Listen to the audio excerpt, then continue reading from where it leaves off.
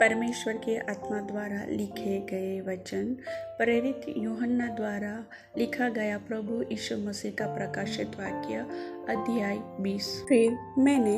एक स्वर्गदूत को स्वर्ग से उतरते देखा, जिसके हाथ में अथाह कुंड की कुंजी और एक बड़ी जंजीर थी, और उसने उस अजगर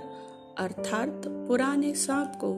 जो शैतान है, पकड़कर 1000 वर्ष के लिए बांध दिया और उसे अथाह कुंड में डालकर बंद कर दिया और उस पर मुहर कर दी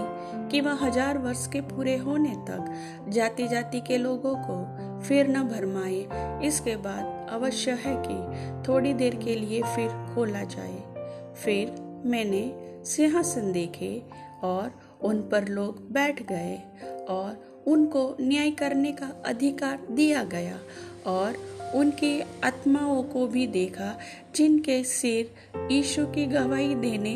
और परमेश्वर के वचन के कारण काटे गए थे, और जिन्होंने न उस पशु की और न उसकी मूर्ति की पूजा की थी और न उसकी छाप अपने माथे और हाथों पर ली थी, वे जीवित होकर मसीह के साथ 1000 वर्ष तक राज्य करते रहे। जब तक ये 1000 वर्ष पूरे न हुए, तब तक शेष मरे हुए न जी उठे। यह तो पहला पुनरुत्थान है। धन्य और पवित्र वह है जो इस पहले पुनरुत्थान का भागी है। ऐसों पर दूसरी मृत्यु का कुछ भी अधिकार नहीं,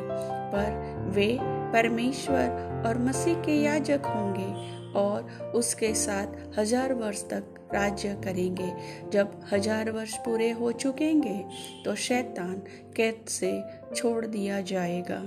और उन जातियों को जो पृथ्वी के चारों ओर होगी, अर्थात गोग और मागोग को, जिनकी गिनती समुद्र की रेत के बराबर होगी, भरमा कर लड़ाई के लिए इकट्ठा करने को निकलेगा,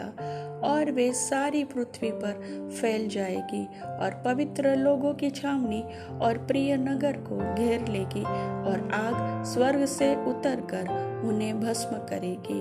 और उनका भरमाने वाला शैतान आग और गंधक की उस झील में, जिसमें वह पशु और झूठा भविष्यवक्ता भी होगा, डाल दिया जाएगा, और वे रात दिन युगानुयुग पीड़ा में तड़पते रहेंगे। फिर मैंने